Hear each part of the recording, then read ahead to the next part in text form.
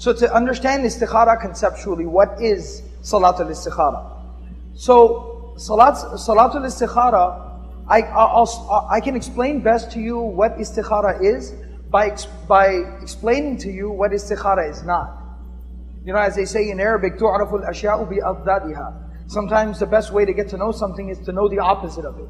So the best way I can help you understand what istikhara is conceptually, what's the role of istikhara, what's the purpose of istikhara, the concept, is by explaining to you what it is not, what it most definitely is not. And what I can tell you that istikhara is not a magic 8-ball. Everybody know what a magic 8-ball is? You ever buy that? They get it at the mall like a gag gift, right? So what happens with the magic 8-ball? Let's just think about that for a second. So you say, should I go to the mall today? Maybe, right? So that's a magic 8-ball, right? Basically, what I mean by saying that, by just giving a silly example, what I'm trying to explain is what people play around with when they play around with a magic 8-ball. What they're basically trying to do is, you know, they just throw up a random question, just shake the ball and get a magical answer, and boom, you just go with it, you roll with it. It's kind of like rolling the dice. Istikhara is not that. Istikhara, the way I can explain it to you, is that it is the third of a 3-step decision-making process. Istikhara is the third of a 3-step decision-making process. The first step of a decision-making process is to use the God-given intellect, ability, critical thinking that Allah subhanahu wa ta'ala has blessed each and every single human being with, in different capacities no less.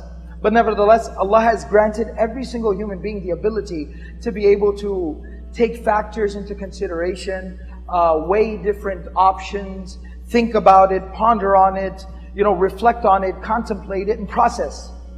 That is the first step of a decision-making process in the life of a believer.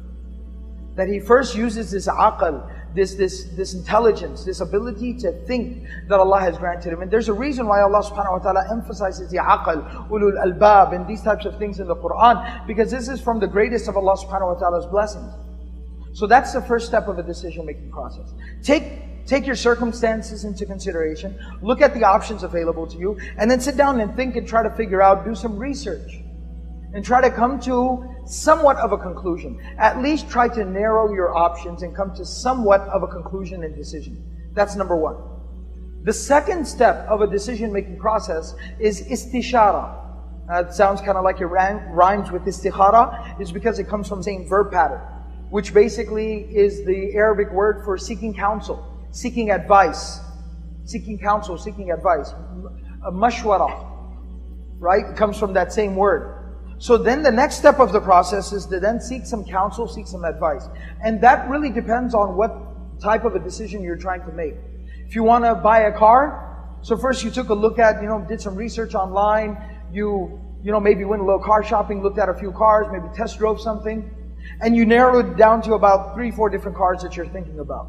Then what you could do, for instance, is you go to the masjid and there's a brother at the masjid who's a car mechanic. Now what you do is you sit down with that brother and say, brother, I wanted some advice from you because you're experienced and knowledgeable about cars. What do you recommend? These are the 3-4 cars I'm looking at. What can you tell me? And he says, well, I wouldn't buy that. That has transmission problems. This car wears out really quickly, etc., etc. Now you're seeking counsel. You're seeking advice. If it's a more personal matter or a personal issue, something that is like a life type of decision, then you seek that counsel and that advice from somebody who sincerely and honestly cares about you. Somebody that is experienced and mature and maybe even spiritually focused, so that they have a well-rounded perspective that they can provide to you. So that's istishara, that's the seeking counsel, that's the second step of that decision-making process. The third and final step of that decision-making process is now istikhara. Now, what basically has occurred up to this point is you started off with no idea what to do. You narrowed it down to maybe a half a dozen different options. You then sought some counsel and got some advice from someone. Now you're down to your last couple of options. A few options, maybe just 2 options, whatever it is. At this point in time, and now you're just, you're kind of struggling with this or that. And you're starting to lean a little more towards one direction. You're starting to lean a little more towards one direction. So you're thinking about 2 cars, now you're starting to lean a little bit more towards buying a Camaro, for instance. Random example. I don't know where that came from. Now you're starting to lean in one direction, but you're kind of conflicted. You're just a little bit conflicted. You just need a little bit of a push. You need a little convincing. You're looking for that confidence to make your decision. That you kind of have come to now through critical thinking, apply your intellect, do some research. Number two, you sought some counsel. Now you're starting to lean in a direction, but you require some confidence. You need some clarity of mind and heart. That is where istikhara comes into play. And that right there, what I've just explained to you, removes many of the issues and questions that people have about istikhara itself. A lot of people are confused about istikhara because people try to use it like the magic 8-ball. I gotta buy a house, let me do istikhara. What do you think is gonna happen? Like, are you magically just gonna see a house like in your dreams, and then all of a sudden that's the house, and then you go searching for it, and then you find it, and then you buy it? It doesn't work that way. You don't decide, I need to buy a car, we need an extra car in the house. And so I'm gonna do istikhara and a Honda Civic's gonna fall on me. So it doesn't work that way. That's not how, and when people try to utilize istikhara in that way, then they walk away confused. I made istikhara and I'm so confused. Shaykh, I made istikhara and I can't figure anything out. It's not working. It's not working. You don't change the batteries in your istikhara, right? What basically is going on is that you're not utilizing it properly. Anything that's not utilized properly, of course, it's not going to work right. So the thing is, you gotta utilize it in the right way. You have to utilize it properly and appropriately. And that's the thing. So make sure that you turn it into the third of a 3-step decision-making process. That's the concept and the role of istikhara. What is required to do istikhara? What is required for the istikhara is what is required for any other prayer. Which is, you need to make sure that you are pure and clean. You need to make sure that you are clothed appropriately. You need to make sure that you have wudu. Obviously that falls under purity, but I just want to be explicit. Alright, so you are pure and clean. You do not require a bath of purification. You are dressed appropriately. You have wudu. You are facing towards the qibla. And that's what's required for istikhara. So basically whatever is required to pray, just normally pray, that is exactly what's required for istikhara. There are no other extra, absolutely no extra prerequisites or requirements for istikhara. Alright?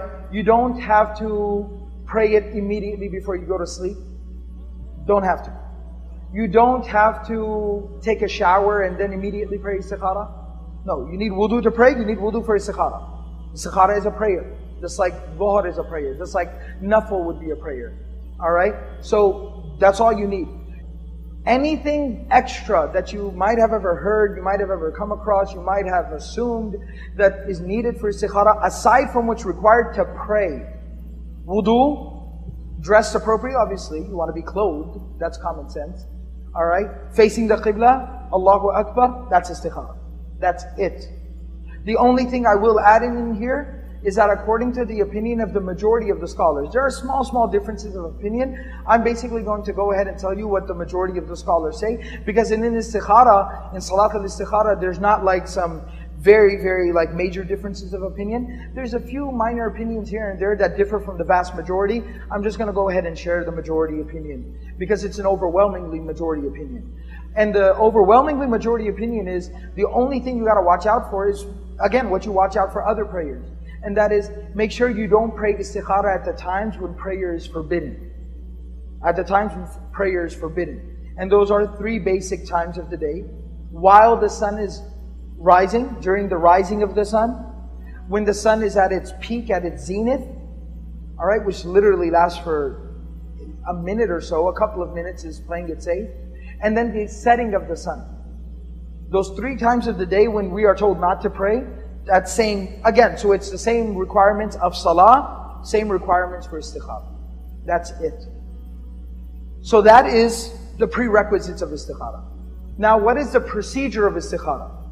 What is the sequence of events, the procedure? So obviously, once you fulfill the prerequisites, you will stand up and you will pray 2 rak'ahs, 2 units of prayer, 2 rak'ah of salah, with a nafil, with a voluntary, supererogatory intention. 2 rak'ahs, 2 units of nafil prayer, optional, voluntary prayer. Alright, that is istikhara. Why am I emphasizing and specifying that it needs to be 2 rak'ahs of a voluntary prayer? It's mentioned explicitly within the text of the hadith by the Messenger of Allah, peace and blessings be upon him. So no debate, no question there. What that basically means is you can't like pray Salaat al-Isha and just make the supplication of Istikhara, 2 for 1, all done. Can't do that. Alright? Istikhara, the Prophet ﷺ explicitly said, you got to invest 2 more extra rak'ahs of prayer that are voluntary, that are optional. That's the first thing. The second thing, so you pray those 2 rak'ahs of prayer. There is nothing different about those 2 units of prayer. You pray them as you would pray any other 2 units of prayer. Or actually, let me kind of backtrack that just a little bit. You pray those 2 units of prayer as you should pray any other salah. Alright? There's obviously room for improvement in my prayer. And I'm pretty sure everybody feels that there's room for improvement within their prayer. So aside from that entire discussion, basically you pray istikhara like you would pray any other prayer, any other salah. Which is 2 rak'ahs, qiyam, ruku', 2 sujood, qiyam, ruku', 2 sujood. Just like that. And then you sit at the end, tashahhud, salawat on the messenger, supplications, salam, salam, taslim. That is the procedure of the istikhara.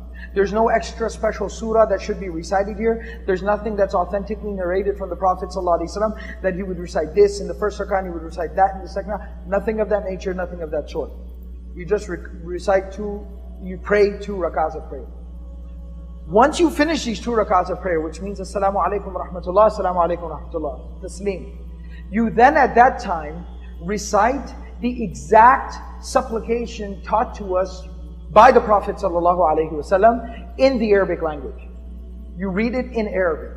Now again here, the vast overwhelming majority of scholars are of the opinion that the supplication of istikhara is to be done after the prayer.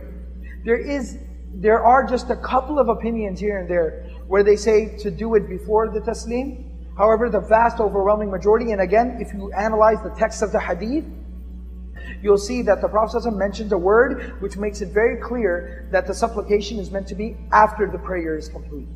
Okay? So now at this point you recite the supplication, and again I'm saying you read the supplication in Arabic.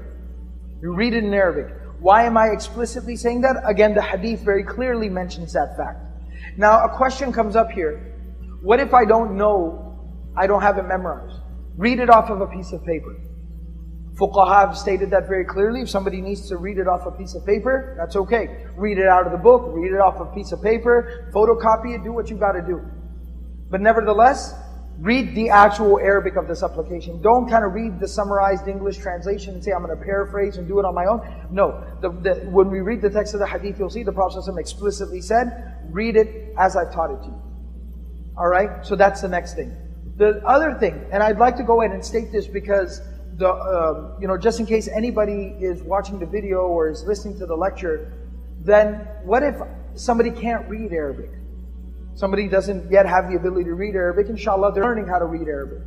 Alright, then, use a transliteration or something of that nature to try to do the best of your ability. But of course, somebody recently took Shahada, somebody just, recently kind of came into connection with their deen and started learning. There's always an exception to the rule. We do not give enough consideration to people who have had a major turning point in their life, whether we're talking about people who might have been born in Muslim families but just not raised with the deen, and they come to practice the deen later on in their lives, or we're talking about converts or reverts, people who took Shahada, accepted Islam later in life. Consideration always should be given to them, and it should be understood that they're doing the best that they can, and they should make an effort definitely to try to learn Arabic as much as possible, as quickly as possible. But unless they get to that point, they are completely capable of practicing their deen to the best of their ability, and that is, it's okay for somebody like that to read it in English or even read the translation of it. That is a very, very specific situation, and consideration should be given to those type of cases. And then that is basically the procedure of istikhara. You read the supplication in Arabic, and that is done. Then you don't have to make some extra dua after that. The supplication, the Arabic that you read, is the supplication itself. It is the dua itself. Alright? So there's no other extra procedure after that. Once you're done with reading the supplication, you are done. Now, the next issue I'd like to address is what is the outcome of the istikhara. Again, I can start by telling you what is not the outcome of the istikhara. You will not wake up in the middle of the night and have a 3D vision of what you should do. I can tell you that much, that's not going to happen. Alright? It's istikhara, not avatar. Alright? That's just not how it works, okay? So that's one thing we need to be clear on. And while it might seem like a joke or silly to some people, sometimes people just don't know. Alright? So the outcome of the istikhara is nothing out of this world like that. The primary outcome of the istikhara is that clarity of mind that I was talking about. That confidence to make the decision you need to make that I was referring to earlier, that I alluded to. You feel confident in making your decision. You feel good about making your decision. So you were already leaning towards one option, option A, alright? And there is another option on the table, but you're a lot more confident about option A, or maybe you've kind of come to a decision on option A, but you just need that extra little confidence. So you do your istikhara, you'll naturally start to feel more confident, you'll feel more clear, you'll feel ready to make that decision. That is the outcome of your istikhara. And how do you know that maybe the istikhara, the outcome is that maybe this isn't the best decision for you? You'll naturally feel doubt. You'll feel conflicted. You'll feel doubtful. You'll feel very, very scared or anxious or hesitant or apprehensive about making your decision. Then at that point, that is basically your response of the istikhara, your outcome of the istikhara, that maybe this isn't the best decision for you. Alright? And that's how simple and easy istikhara is.